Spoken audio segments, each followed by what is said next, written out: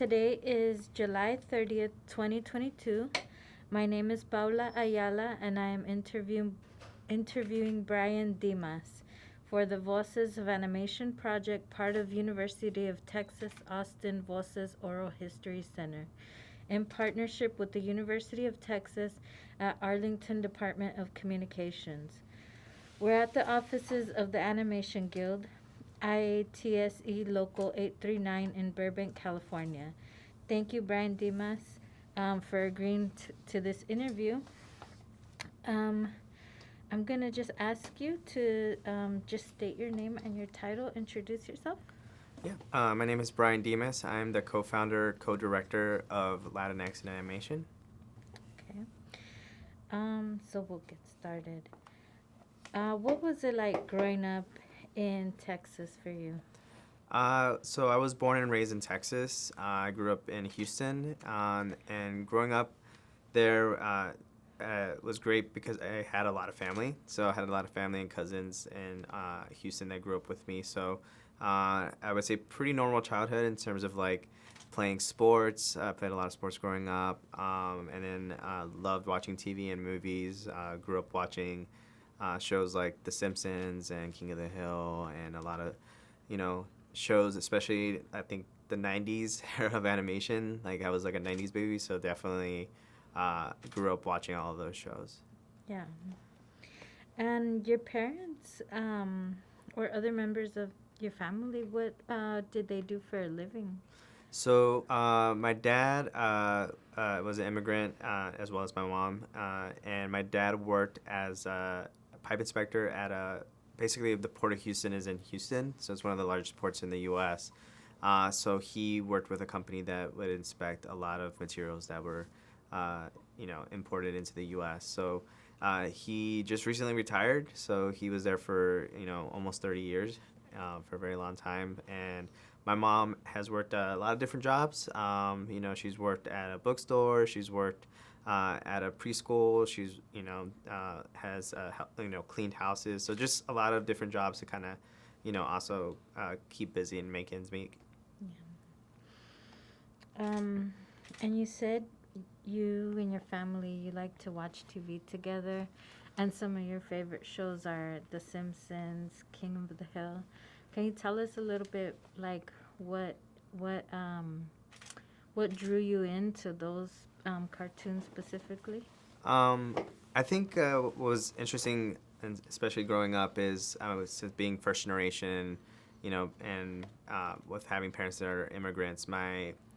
I think my parents didn't necessarily. I think my dad understood a little bit more American culture than my mom. My mom didn't understand or like that I watched a lot of TV growing up, and my dad didn't mind. So my mom didn't really understand like a lot of the TV shows that I like to watch, and especially like cartoons like The Simpsons, which are a little bit more adult than you would think, and King of the Hill as well. So growing up, actually, my mom watched a lot of Spanish television at home, and then I would have my own room, so I would watch my own shows that I would watch. Like even growing up, I would watch like Seinfeld and shows like that. So and then I also played a lot of video games. So, but for my parents, at least for my dad, like movie theaters was like a really great bonding experience. So he would always take me and my brother to go to the movies, or just also drop us off too. So we would like spend an entire day at the movie theaters back when it was a little easier to movie hop. So like we would get there around 2, watch a movie, and like, oh, let's just walk into this next movie and stuff. So I watched a lot of movies growing up that way. And then but my mom honestly, like, I don't think ever stepped foot in a movie theater until a few years ago. And yeah, so for her it was just she didn't necessarily understand that experience as well. Mm. I'm wondering if maybe you could give us a little background to your mother and your father's experiences here. Yeah, I think especially as immigrant parents, they worked very hard, and then they were, obviously lucky enough with the support of our family and everything. They were able to have, buy and purchase a home in Houston, and make a living, and now as they're older, getting the opportunity to retire and to relax a bit. At least with my brother, who is disabled, it was also a lot of pressure for them to work a lot, and for me, a lot of pressure to do well in school. And, like any other immigrant family, they wanted me to be like an engineer or a lawyer or doctor. And in high school, I went to like a really good high school in Houston that focused on the medical field in a way, but I never had an interest in that. I did have a strong interest in engineering, and that's actually what I ended up studying in college. But for my parents, especially for going off to college, it was very difficult for them, especially because I went out of state.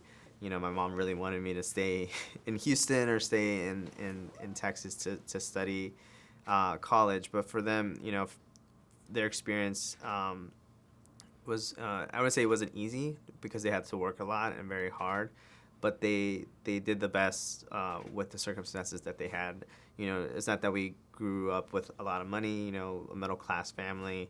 We were lucky to have a home and cars and able to play sports and all that other stuff. But for them, the immigrant experience or the American dream is, as anyone who come, I think they achieved that in a way, especially seeing, giving me the opportunity to study and also work in a field that I love, as well as, seeing my cousins and my family in Houston as well, doing the things that they love as well.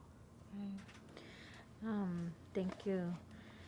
I'm going to ask if you can talk a little bit about where your parents migrated from.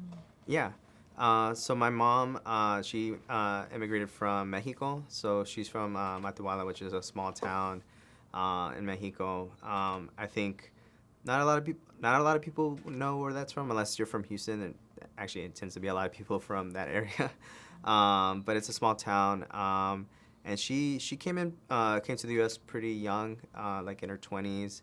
Luckily, we had family already in Houston as well that had moved earlier. So, both my mom and my dad have very, very large families. On my mom's side, she had 12 siblings, and same for my dad. So, a lot of aunts and uncles and a lot of cousins. So, very large families. My dad immigrated from El Salvador. Like many Salvadorans, he came during the Civil War to escape a lot of the troubles in that country, and came over illegally and was able to get his citizenship later on. But like many families in San Salvador, there is a lot of trauma in that immigration experience. Definitely.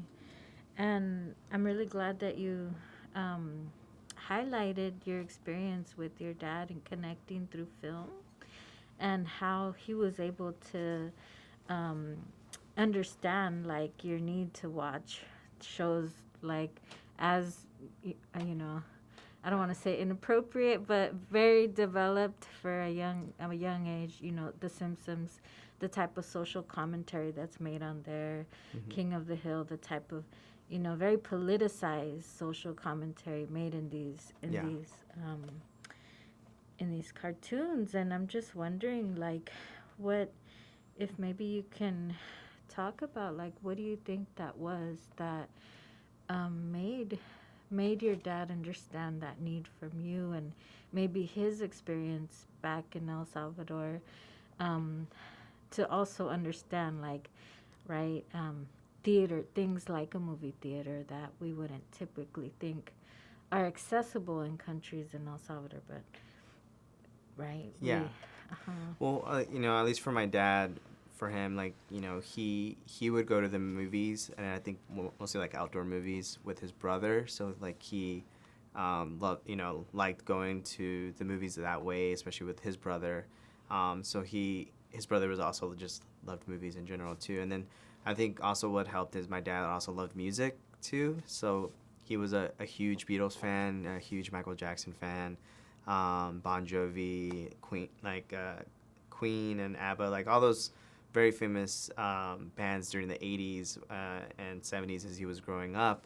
So I think he had like a little bit of a more of a pop culture understanding, especially because as he had lived in Texas when he had came over, like he has gone to like a lot of concerts and stuff like that. So I think he had a little bit more understanding of pop culture as well, especially with music. And for me myself as well, like having a love for music and trying to experience these opportunities.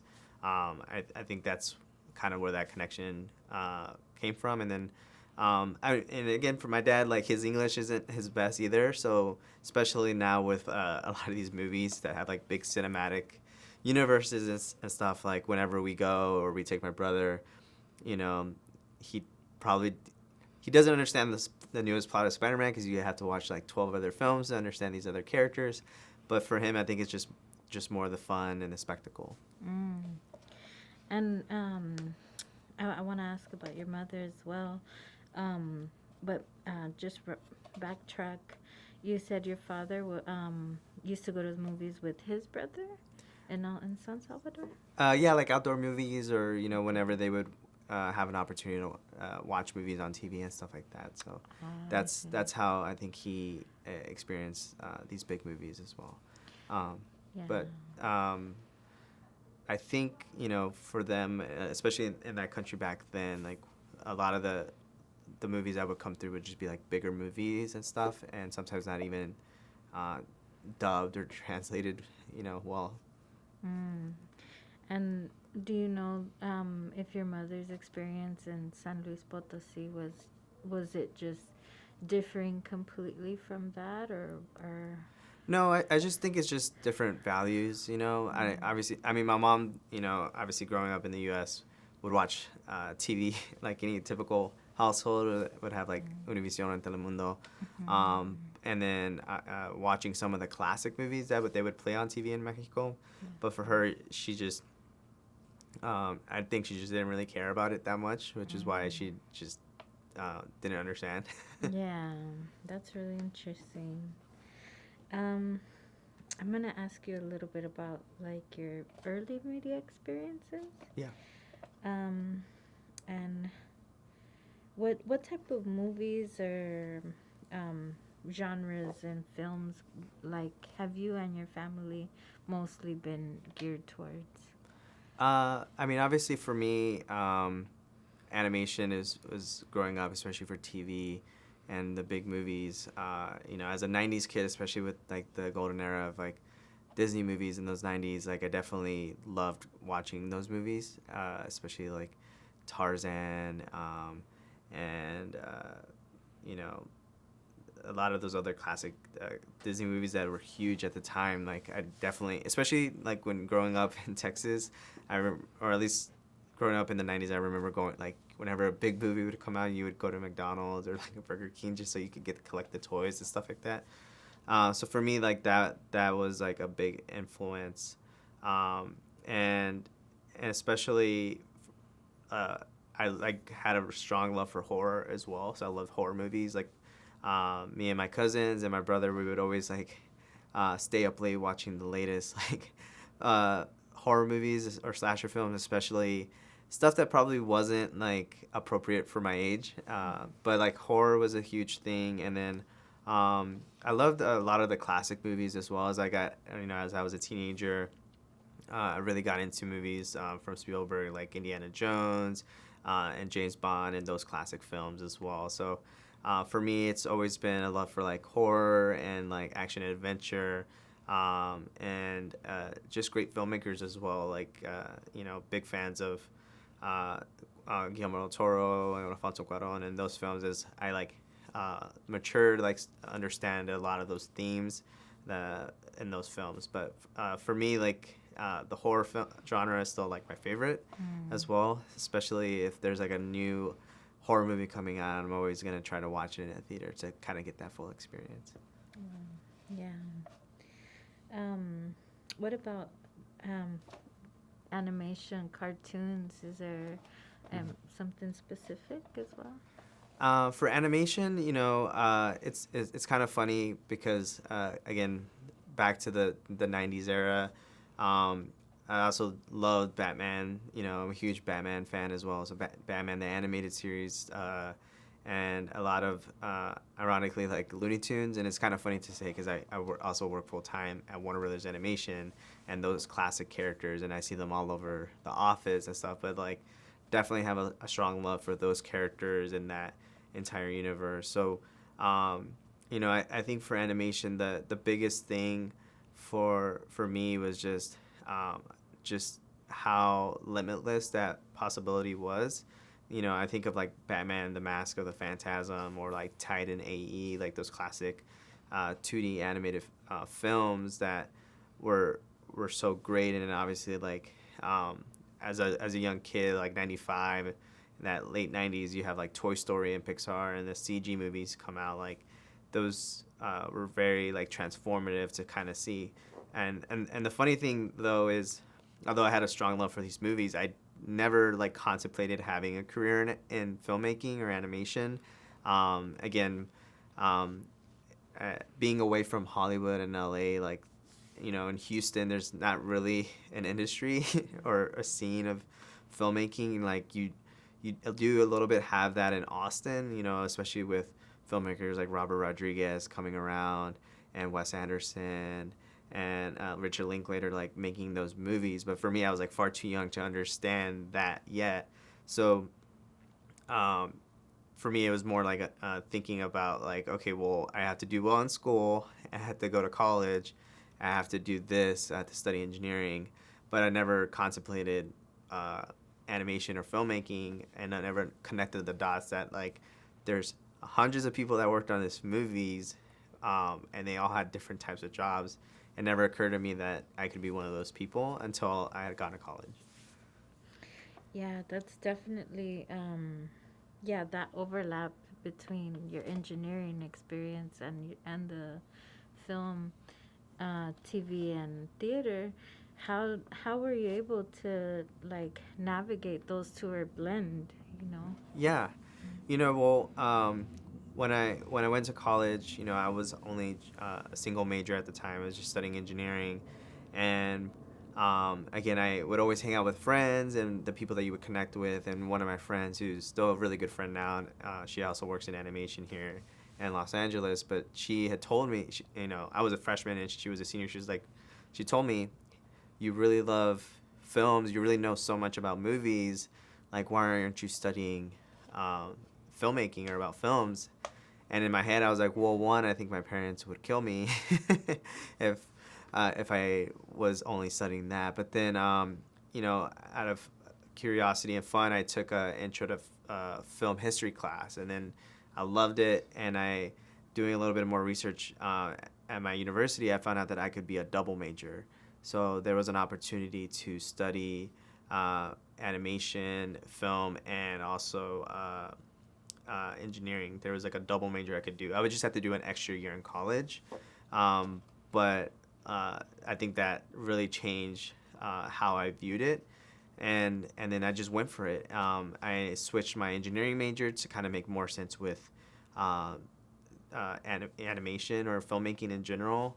And then when I was a junior and senior, I took my first like animation classes. There was a professor who was starting those animation classes. So that was kind of my first introduction of what animation is, and especially because with engineering, a lot of the companies that make the software for that a lot of these animation companies use, they also make a lot of engineering software. It's kind of a nice overlap. So I was able to actually take classes for animation that counted towards my engineering degree, because it's basically computer science at this point. So so that was fun. And then towards the, you know, when I was a senior, I got to come out to LA with a trip with students from my university, and that's how I first connected with a producer at DreamWorks Animation.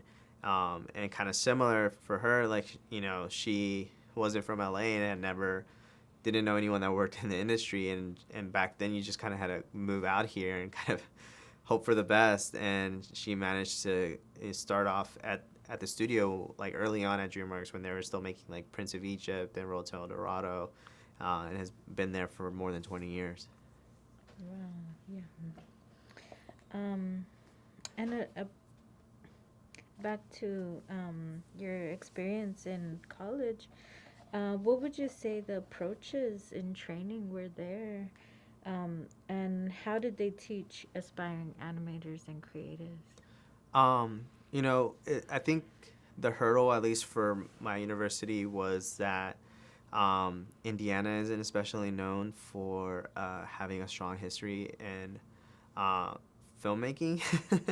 But ironically, you do have a lot of like movies and TV shows set in Indiana. I mean, Stranger Things, for example, is set in Indiana. I think Glee was like set in Indiana, in small towns in Indiana. So not a lot of opportunities there. So the hurdle for at least my university was, how do we teach these students to give them the opportunity to work in the industry, but knowing that to work in the industry, you pretty much have to live in Los Angeles or New York. You have two options. I think what's nice now about this kind of global filmmaking center is you don't have to live in LA and New York now. You can live in Austin. You can live in Seattle, Portland. You can live in another country that has a strong animation scene, so or filmmaking scene. So what they were able to teach me the basics of filmmaking, and kind of how have a strong understanding of software and cameras and the fundamentals. But to what they really offered well was a strong community and an alumni association. So when I moved to Los Angeles, I just basically reached out to anyone and everyone that I knew that I had connected with, and then in turn they would connect me with people that they knew that had gone to the university as well, because they all kind of understood that it's a struggle. It's very hard, especially LA with being such a big city. Like I don't have any family out here or connections, so the connections that I made were through my community and that I had built through my university. So that helped me get my foot in the door, and also has helped me a lot in my career. Yeah, wonderful. Um, okay, I think I'm gonna ask, how did your family react to your decision in entering animation? I think my dad was a lot more understanding than my mom, because my mom was like, well, you have this engineering degree and you could be making a lot more money than you are now if you're starting off in animation. Why aren't you doing that? But for my dad, I think he understood that you just have to kind of go for it and move. And I think also my mom wanted me to move back home to Houston.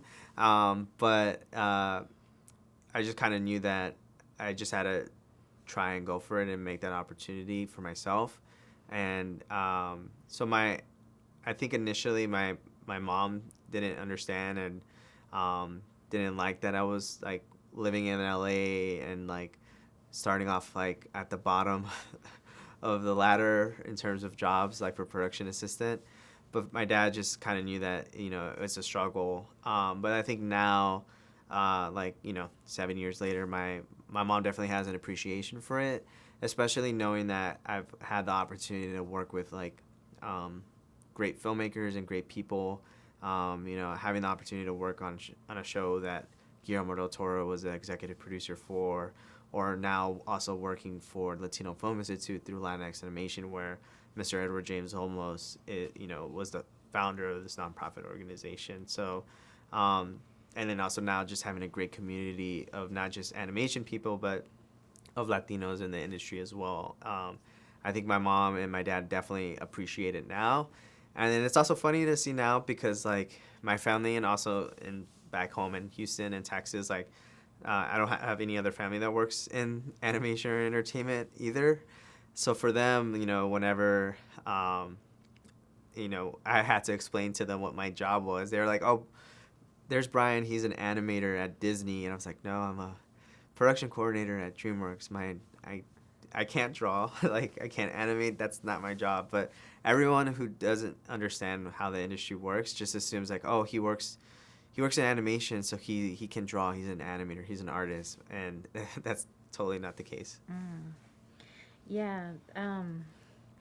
Well, you said you were able to do um, gaming and software in your engineering, Hmm. and then um, blend that with the theater. What exactly like were those trainings about, or?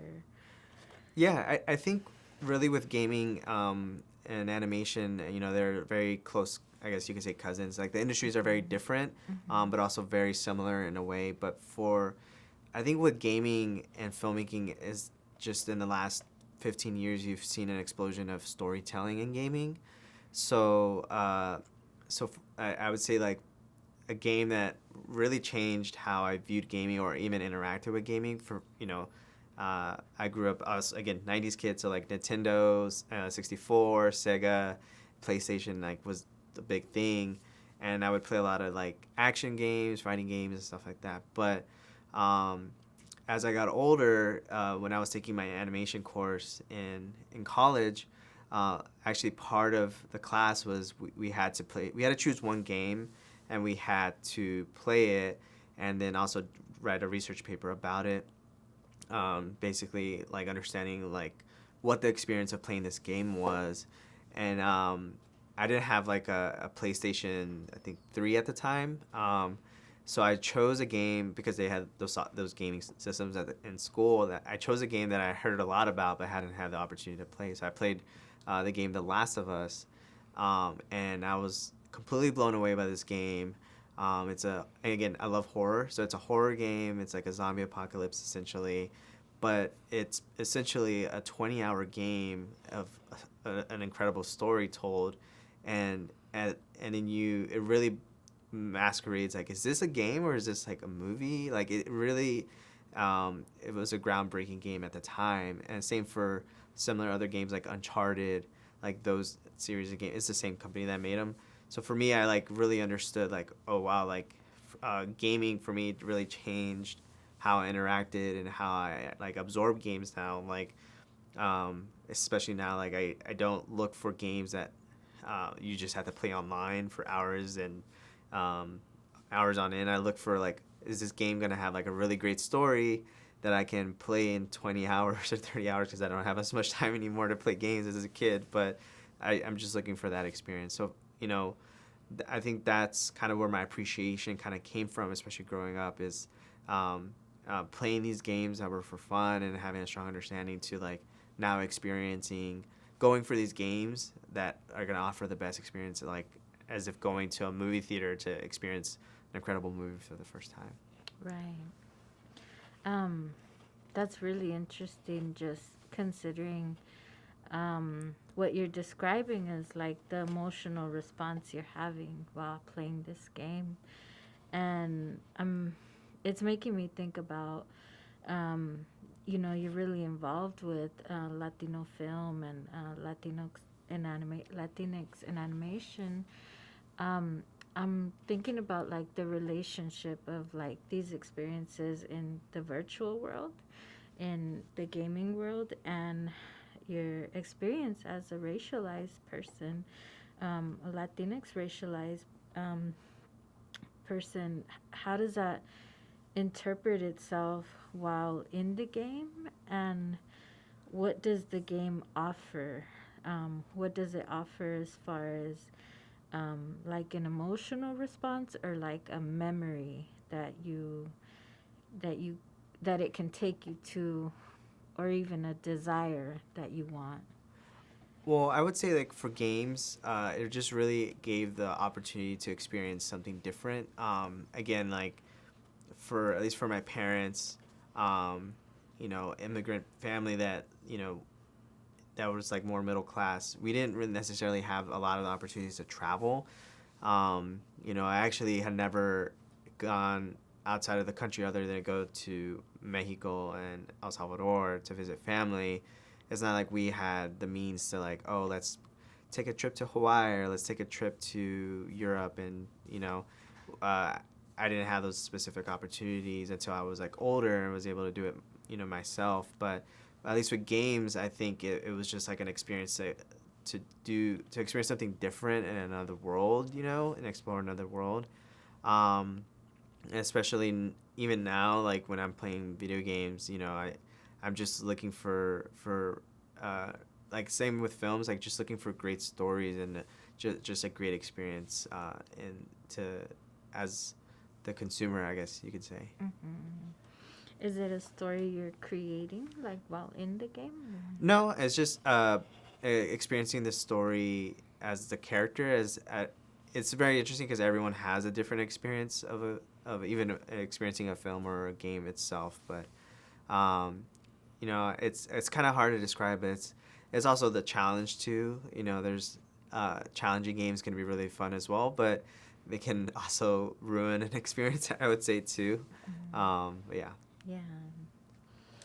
Um, let's see.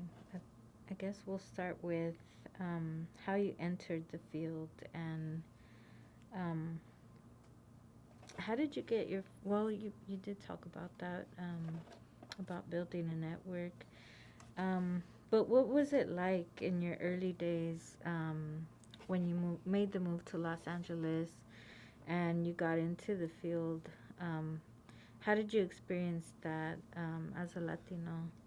Um, I would say, especially getting your foot in the doors, especially now too, is still as difficult as it was when I was trying, if not more difficult. I think the same issues that I'm seeing now for people looking to break in are the same issues that I had, but probably a little bit worse, mainly because uh, Los Angeles is not a cheap city to live in.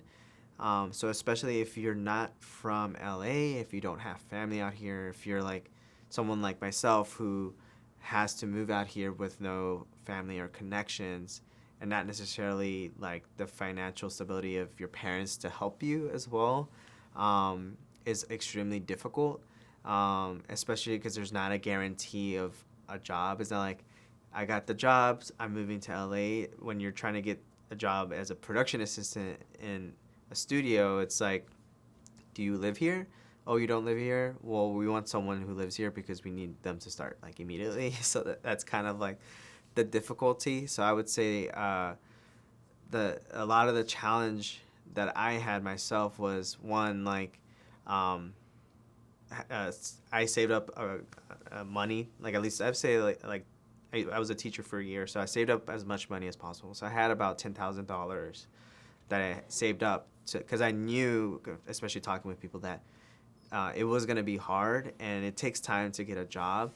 And as people said, like I moved out here at the end of July in 2015, and it took me about until November to get a full-time job. In between that, I was doing freelance opportunities like commercials and music videos with a company that I had interned for years ago, but that wasn't a full-time job and it doesn't like pay the bills, So and even then, starting off as a production assistant in animation, I wasn't making a lot of money either. Like back then, it was a little less than $15 an hour. So especially when you think about like what the average one bedroom costs, it was like at least $1,500. So that definitely doesn't barely, that's half your salary really. Luckily, I had moved out with some friends too, so we technically shared a one bedroom. Like my friend slept in the living room and I slept in the bedroom, but like that was the only way to make things work. And very common story of other people. And so I think for at least for first generation college graduates, the industry is not very friendly to especially Latinos or people of color because of those obstacles.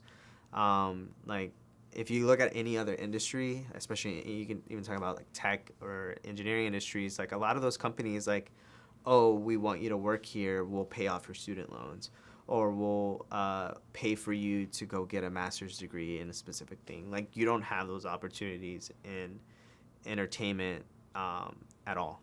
So especially for, even outside of animation, people that have to work in live action, if they want to be like an executive at a company, like the traditional path is working in a mailroom at a big agency. And same thing, you're making like $15 an hour, you also have to wear a suit every day. So it's like, for people that, again, are people of color that don't have the means, like you have to have like basically 2 suits, and those are your 2 suits that you have to wear for work every single day, and you're like working very long hours for very little pay. And I knew several people that had to like even drive for Lyft or Uber or like these other like jobs after work just to make ends meet. Yeah. Do you see a lot of people, first generation, um, working class, um, people of color?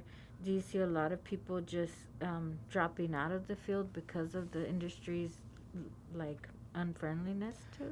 Absolutely, especially for artists. I would say for artists, it's incredibly difficult because it's very competitive out there. But what I see now, at least for artists, is like if you're, it's as much talent as it is hard work. But if you're talented and you're, again, hardworking, you can live anywhere now and still work for these companies because they're gonna find you, especially with Instagram and a lot of other resources out there. So you're gonna be found. You don't have to now live in LA to be an artist, to work with the studio, work on these big projects. And I think that's the nice thing, at least for production. It's not like there's a degree out there that you study to be a producer. A producer can be a very vague term as well, but you don't have to study production to be in production. Like, you can be an artist and get an art degree and then realize like I actually like working with artists, so maybe production makes more sense for me. So there's no traditional path for being on the production and producer end at all. But production doesn't also get paid very well either, not as much as other roles at a company too. So I think the burnout for production is very high, and definitely has caused a lot of people to think about if this is what they want to be doing in the industry, or even leaving the industry completely to do other work. Right. Um, I had a really specific question about um, the gaming experience and also the animation experience and the overlap with Latinos in animation. What do you see as far as um, the type of stories that are being told now, or the type of stories that need to be told in these industries? Um, do you see like um, a breaking away from like the stereotype Latino, or like the dominant, right, Latino, and more of these like nuanced stories?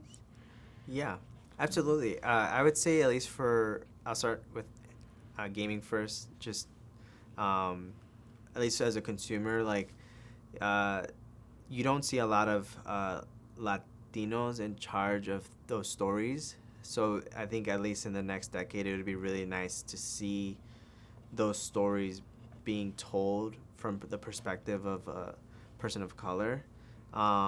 Again, these stories also are very universal as well, but I can't think of a creative director at a major AAA animation studio that is Latino and telling these stories. You do see that more in the indie side of gaming and smaller games, but it would be really nice to see like stories being told from people that look like us and understand us. And at least for animation, I would say like and films, at least for live action, it would be nice to kind of move away from the genre of stereotypes in terms of at least the last 10 years, you saw a lot of shows that involve Latinos where it would be shows like Narcos, and it's just like that is a very specific thing. It's also sometimes very specifically Mexican, especially the later seasons. So even though those shows do well, you think like people want to see more just of us represented as gang members or selling drugs, and it's so much different than that in the Latino experience. And it's been nice to see more filmmakers that are Latino moving into like genres that are completely different from that, especially in science fiction and fantasy and even superhero films as well. So, and I think you have great filmmakers, especially like people like Guillermo del Toro, kind of leading that way where being Mexican is very central to their identity, but it doesn't mean he is trying to tell like just a very stereotypical story. He's all about originality and horror and fantasy. And now you're seeing more filmmakers in the next generation also telling these completely original films and from the perspective as a person of color. But there's still like obviously a long way to go, and especially for animation too, kind of moving away what thinking every Latino experience is going to be like something of Day of the Dead or like something very stereotypical. You have like a groundbreaking film in Coco, but then every other project was just trying to be like, oh, people love this, so people want to see more of this. It's like, no, like not every Latino understands Dia de los Muertos. Like it's a very specific Mexican thing, and it's also not like not everyone in Mexico celebrates it either. You know, again, my mom's family from Mexico, and we didn't really like celebrate Day of the Dead in the way that it was depicted in a lot of media. And then obviously you have a whole other continent in South America, and then you have Central America as well, where there's so many rich stories to tell, but there's opportunities that are not being given at all to writers and filmmakers to tell those stories. Do you see a sort of do you see an erasure of these other stories, whether it's Black Latinos, South American Latinos, Indigenous Latinos, Asian Latinos? Do you see a type of erasure happening, or maybe resistance to to open these areas of storytelling? At least for animation, I would say it's been changing a lot. Definitely, there's been a lot more opportunities for Latinos to tell their stories, their wholly unique stories and worlds and imaginative worlds that they can build. At least for Asian, as you mentioned, there's Afro-Latinos, there's Asian Latinos, there's a whole melting pot of Latinos out there.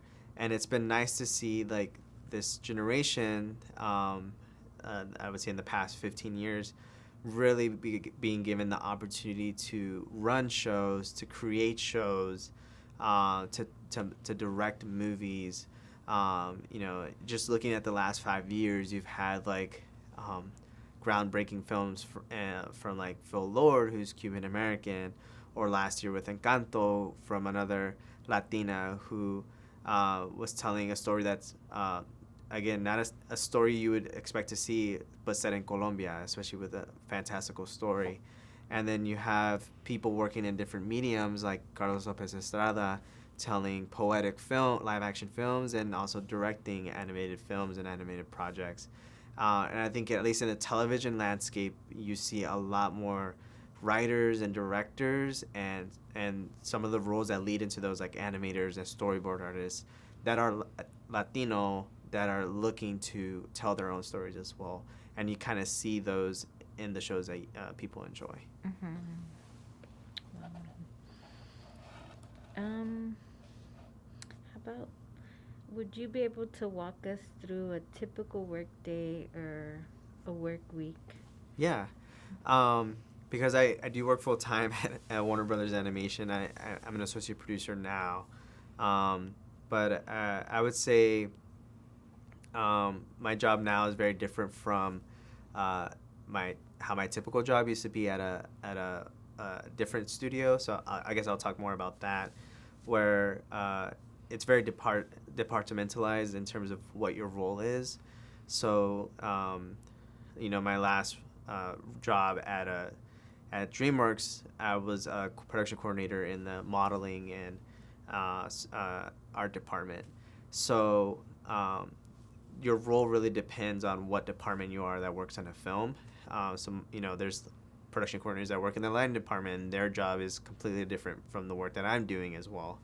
So it's really a lot of it is like reviews and schedules and work and managing your artist. So a typical day could be anything from, okay, we have a review in the morning for an hour where we have to review all the shots. And then we might have a production meeting with all the other departments as well to kind of talk about the production schedule. And then maybe later in the day, we have to go through, use Shotgun software, which is kind of a typical production software that a lot of studios use. But going through those, and it's like, okay, like what shots are approved, are complete, marking those and making sure like, okay, which artists are on schedule or are behind, and kind of figuring out their next assignments as well. And at least for Latinx animation on the side, a typical week like that can be going through and figuring out what the next programming phase is for the fall. Example right now is we have Hispanic Heritage Month. I was like, okay, well, we have to start thinking of what we're going to do throughout the entire month, because there's going to be a lot of opportunities to program with other studios and do events that would benefit the community as well. So just having like a weekly meeting and kind of talk about where we are with discussions with other organizations or studios of like what we want to plan to do.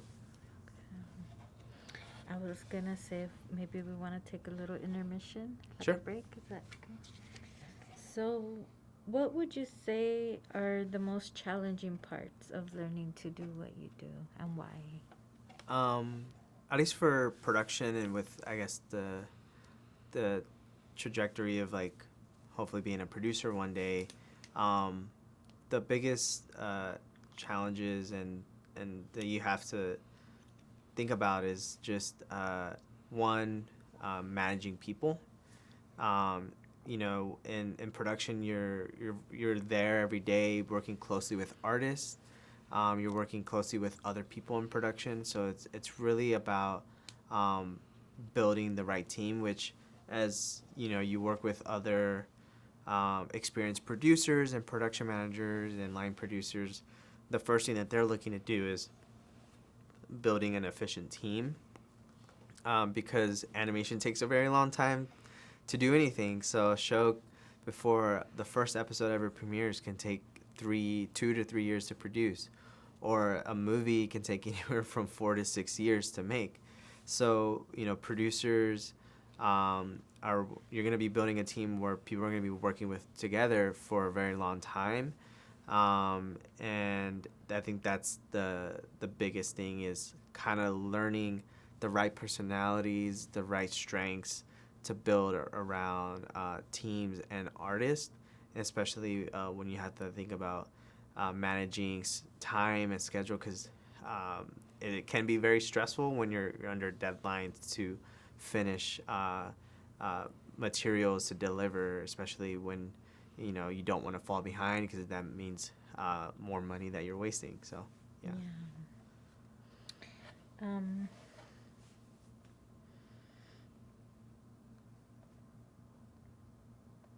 Okay. What was your favorite memory from your time, or what favorite memory do you have of a certain project? I think the nice thing about working on different departments and different teams is just the kind of personality that each crew has. Especially on the first show that I worked on, it was a very great community and team that we had built, especially with the production and the artists. So it was people that you're super comfortable like hanging out with after work, and just and kind of building that sense of bonding as well. So and in every other team that I've worked on at different shows, I felt very lucky that I've had great supervisors and bosses that kind of prioritize, like, yes, our job is hard, we don't make a lot of money sometimes, but we find a way to have fun in our job and kind of building great relationships with each other. So, I would say the best experience, the best times that I had on any show that I worked on was when we finally premiered, or when at least for TV, when the first episode came out. So usually like a series premiere. So having the opportunity to kind of celebrate with everybody that had worked on the season or the show to finally be able to release and for people to finally experience. Because what happens when you work on these shows is by the time a show premieres, especially for TV,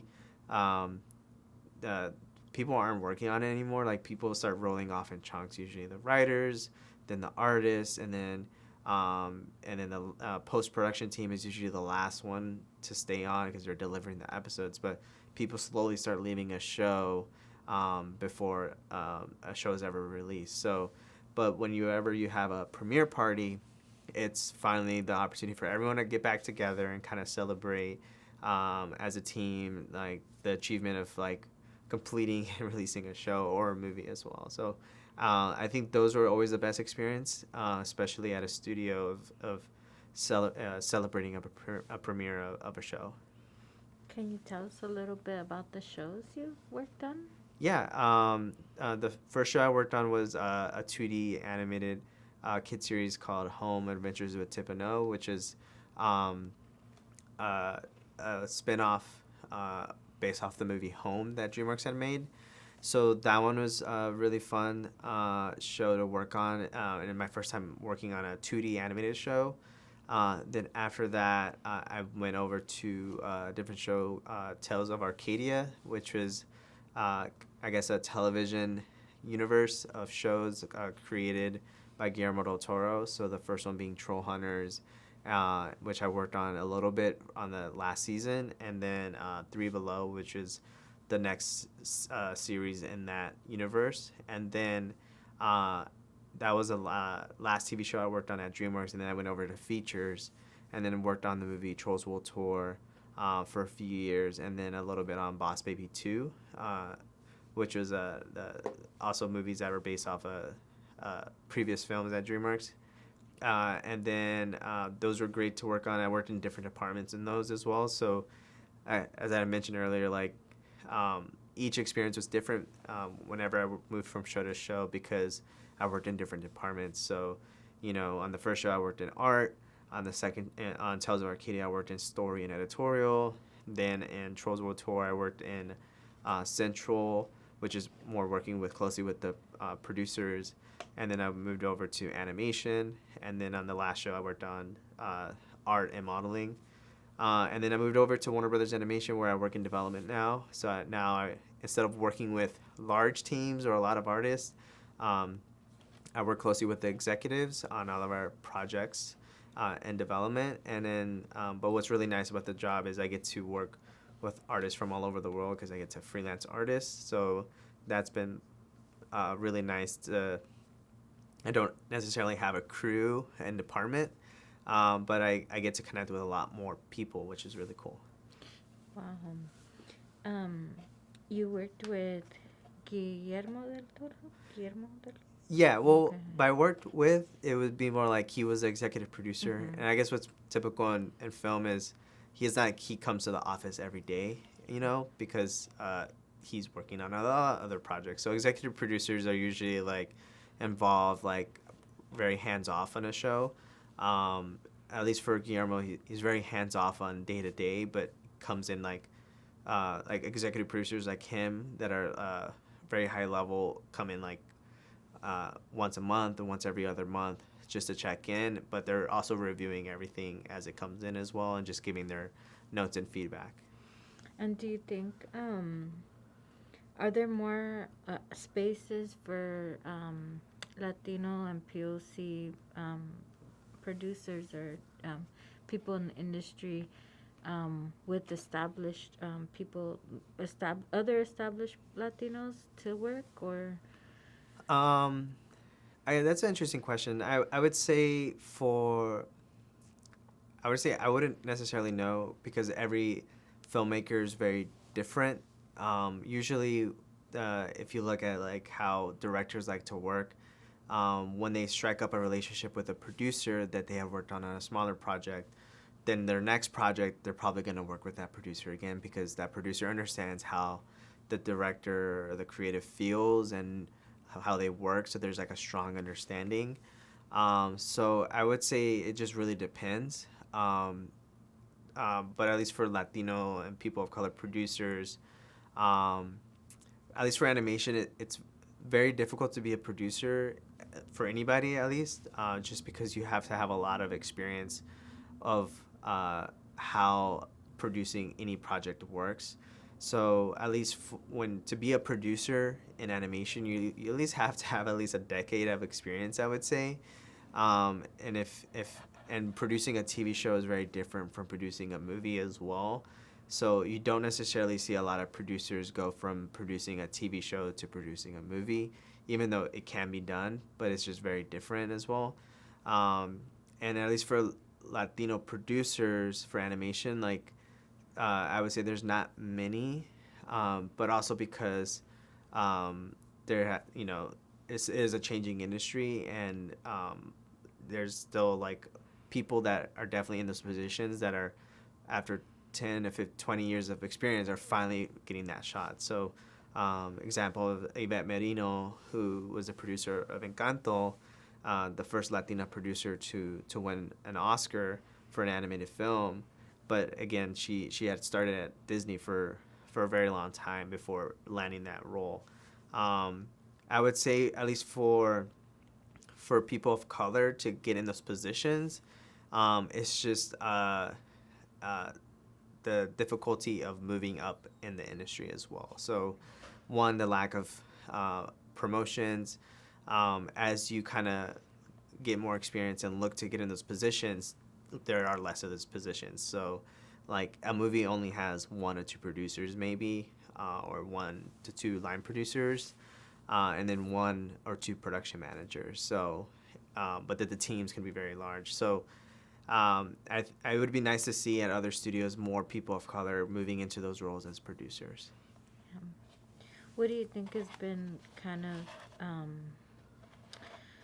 what's made or what's given the industry that push to finally, give people that have been in the industry for 20, 30 years to, have those big spots of basically like being represented? What do you think caused that? Or One is just obviously people just being very vocal in the industry.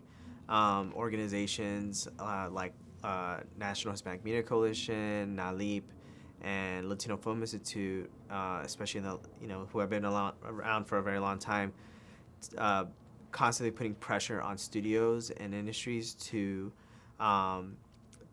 give those opportunities to people of color that are definitely qualified and have just been overlooked for many years.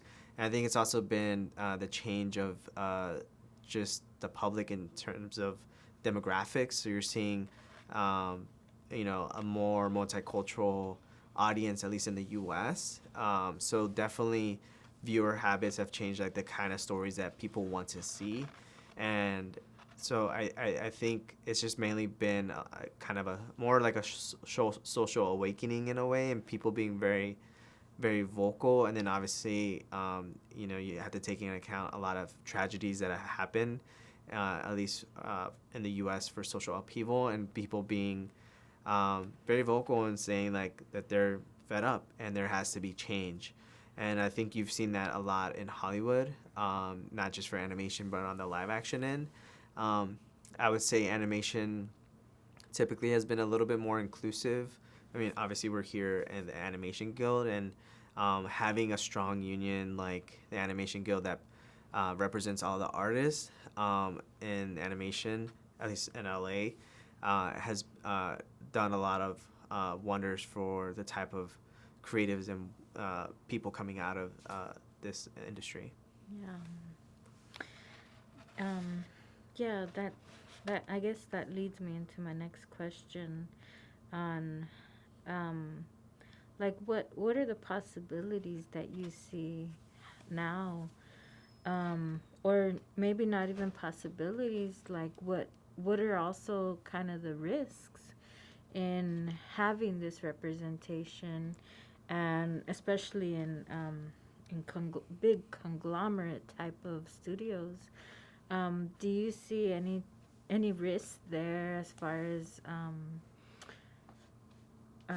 how people are represented, or maybe even how resources are distributed, whether it's the people on the writing boards, in the positions, or the people being hired to do the work.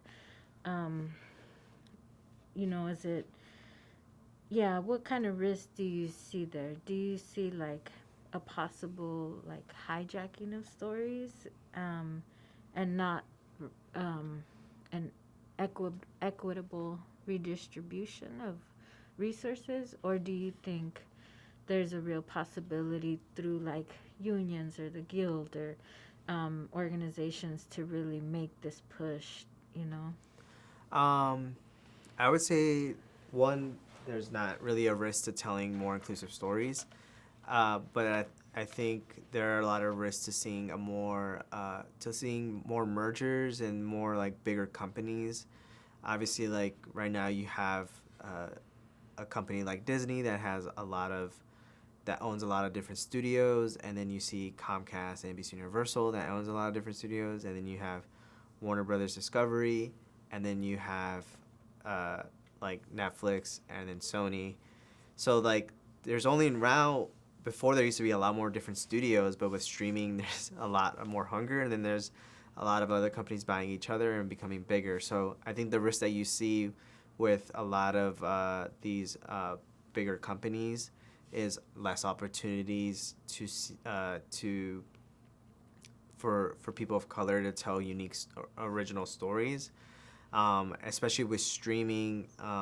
The risk that you see is a lot of content being based off franchises, and trying to build the next franchise, or just kind of telling stories that are based off other things that they own.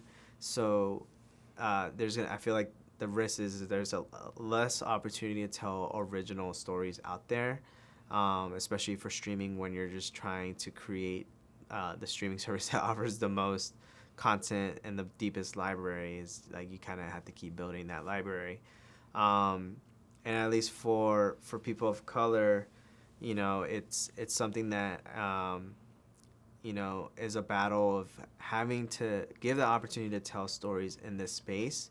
Obviously Latinos love superheroes too, and comics and action, and you're barely seeing people break into that space. And it's more than just a superficial space as well. Like, obviously, I think it's very important to have us represented on screen with characters that are Latino, but I think it's also more important to have us represented behind the screen as well. So having directors, having writers that are people of color that understand and understand a little bit more culturally sensitive to materials as well, because a lot of times that you see when you see an all-white writer's room, or a room that's not diverse, that's writing for a main character that happens to be Latino, is you're gonna not see things represented entirely accurately unless someone speaks up. Exactly. Yeah. Um,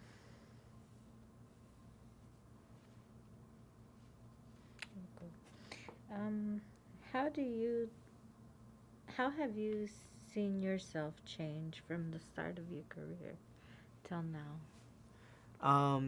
I think definitely. I think the biggest change really for me has just been a lot more comfortable with how the industry works, and just by spending time and working in it, have a better understanding of how things are, and especially being able to give advice to people now looking to get into the industry, because any assumptions that I had when I first moved out here and how things actually worked were also very completely different from how they actually were.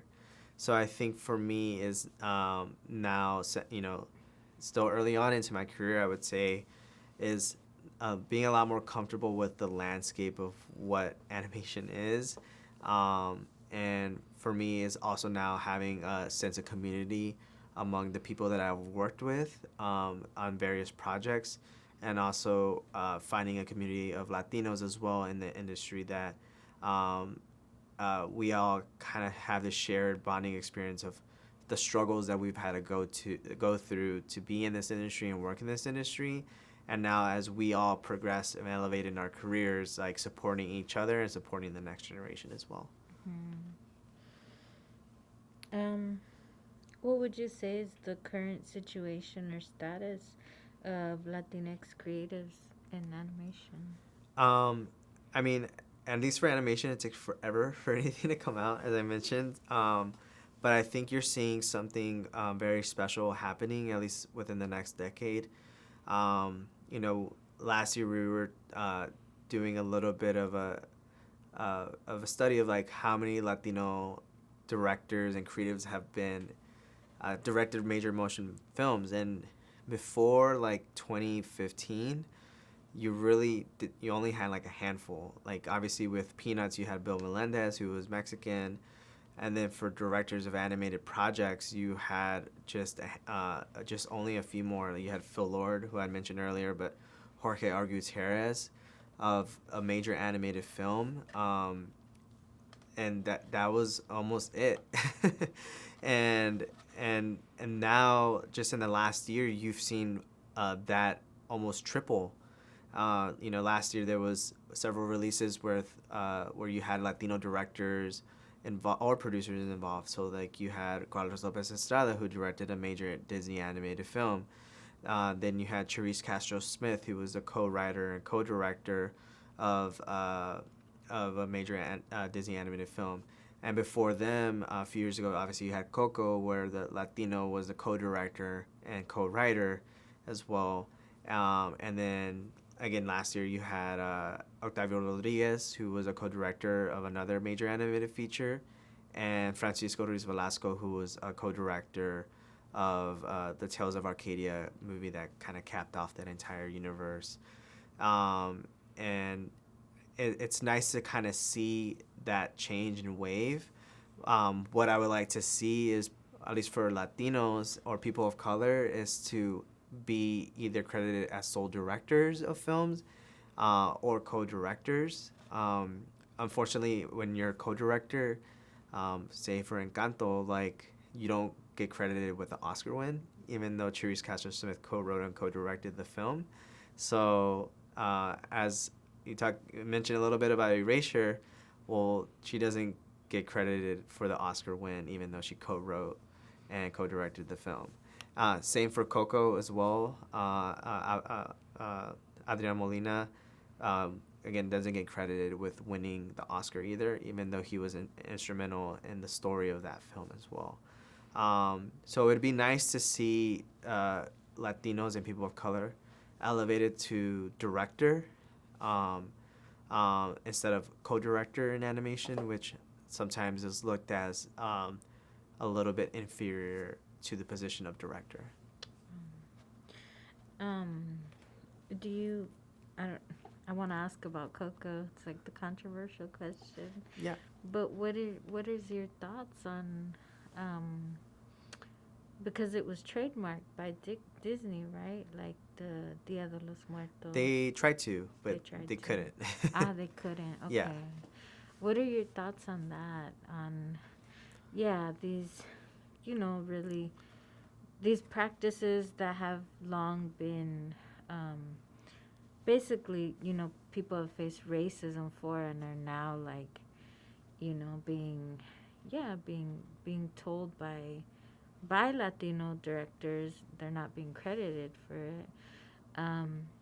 But then you have companies like that want to stamp it. What are your thoughts on that? And like, what are some avenues people can take to like protect, either ancestral knowledge or Yeah.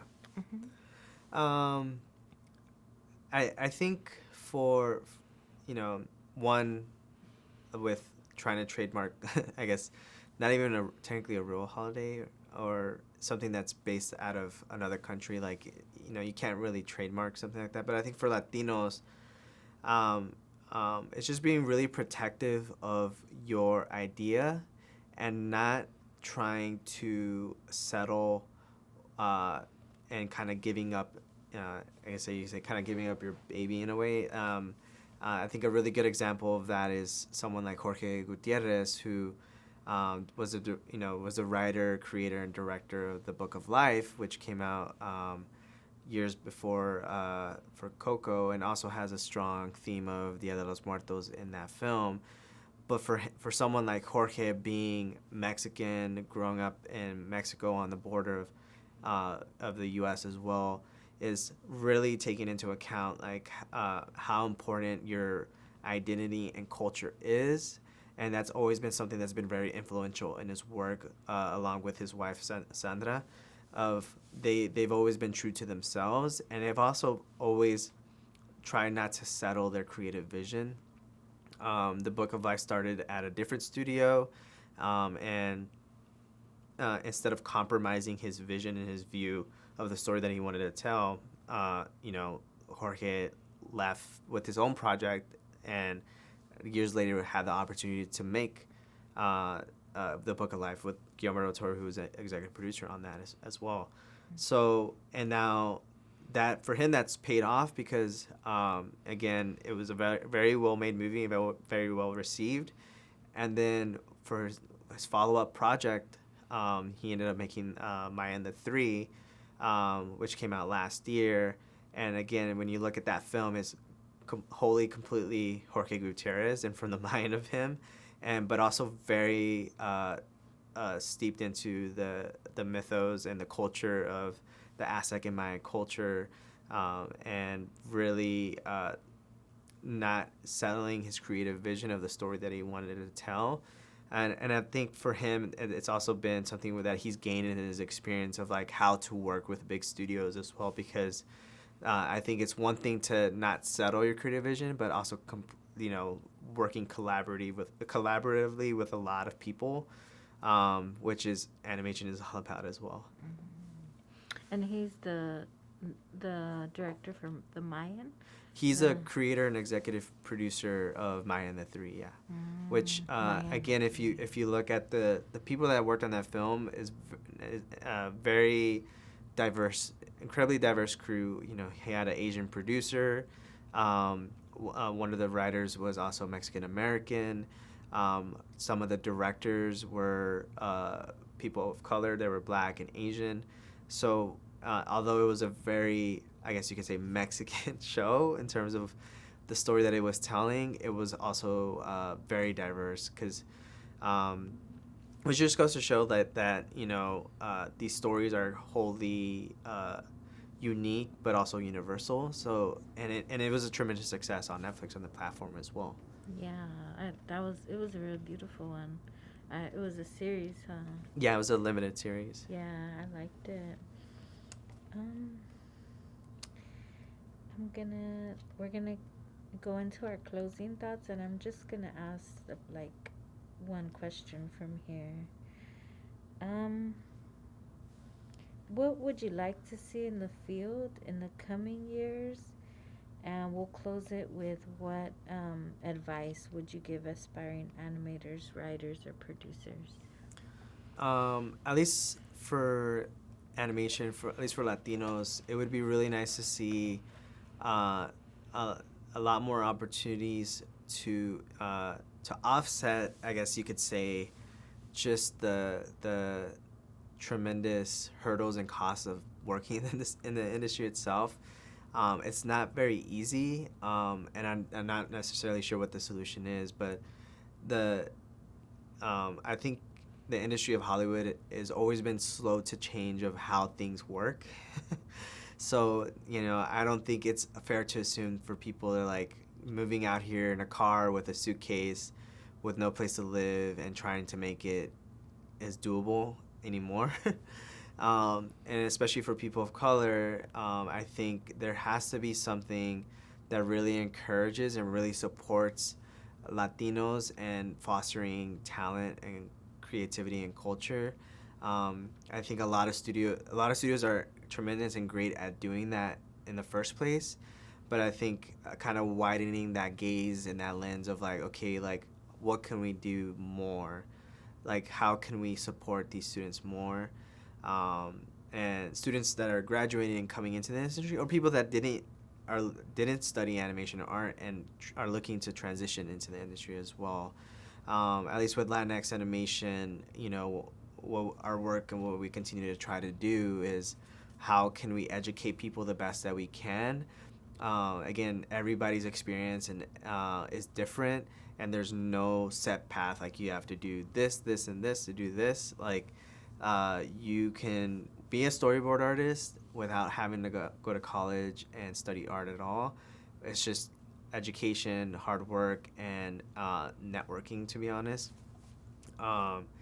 And so I hope to see at least this changing of landscape where more opportunities are given to people of color to break in, but being supportive in a way, more so than first thing like increasing their pay to make a livable wage, but offering more educational opportunities for people to advance in their careers. And then I also would love to see more Latinos and people of color in the roles that lead to being the showrunners or making their own movies. So we need more storyboard artists that are people of color, because storyboard artists tend to become head of story and then tend to become directors of films or directors in TV. I would love to see more writers in the writers' room, more people of color, because writers are the ones that are the first one to come and set the tone for a movie or of a show. So definitely would love to see more Latino writers in animation, at least for features, and same for TV. And then for artists, like more opportunities to be in leadership positions as well. So more animators that become head of character animation at a studio, or more lighters that become head of lighting, and more people in technical positions as well. Okay. And then I think the second. What was the second question again?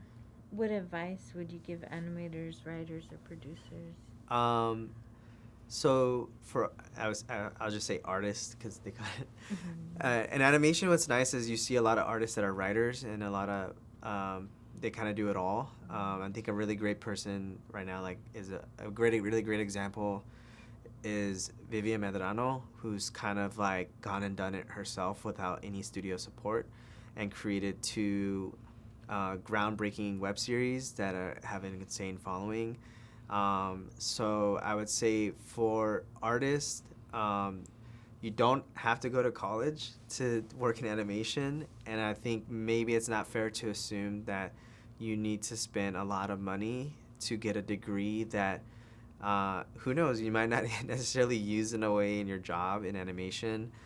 And there's a lot of outside resources online now. You can learn how to be a great artist through online courses, so you don't have to go to a private university to study animation anymore. And I think also you don't have to move to LA anymore to be an artist, a successful artist. Like I would say, one, experience life, try to travel, try your best to like experience different things so that you become a more mature and wholly like a whole person in terms of your experience that you've done. But and then from that will inform your art. And at least for artists out there, I would say, like, challenge yourself outside the scope of what you think people want to see to what you want to see represented in your art and with other people, because people will find a way to connect with your art no matter what. And people will find you as well. So like, if the more personal art, the more you advance in your artistry, people will connect with you, people will find you, and the studios and animation studios will want to work with you in the future. So I think as we kind of come out of this pandemic and have shown that one, the animation industry never stopped working. We didn't go on pause, and we were producing more content than ever. It just showed that we can work as effectively from home than in the office, and also we can work from anywhere as well. So I'm excited to kind of see outside of LA per se where these next generation of artists and creatives are going to come from. Awesome. Have the last question for fun. Yeah. What would you how would you describe your ideal, if you were to make your life story or your family's life story, especially this interesting connection between having a Mexican mother and a Salvadoran father in the South, in Texas? What would be your ideal story? Would it be through animation? Would it be through gaming? What would that look like for you? I think it has to be through animation. And I think it just, I'm a little bit biased of the shows that I watch. Obviously, like King of the Hill. I think something in terms of that tone where it's like not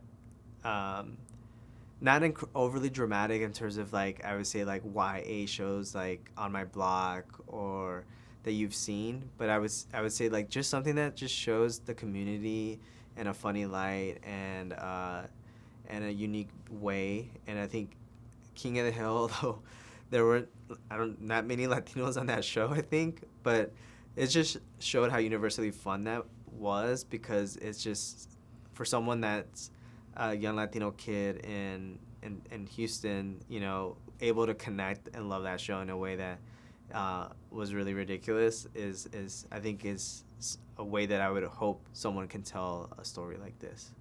Yeah, I can totally see that.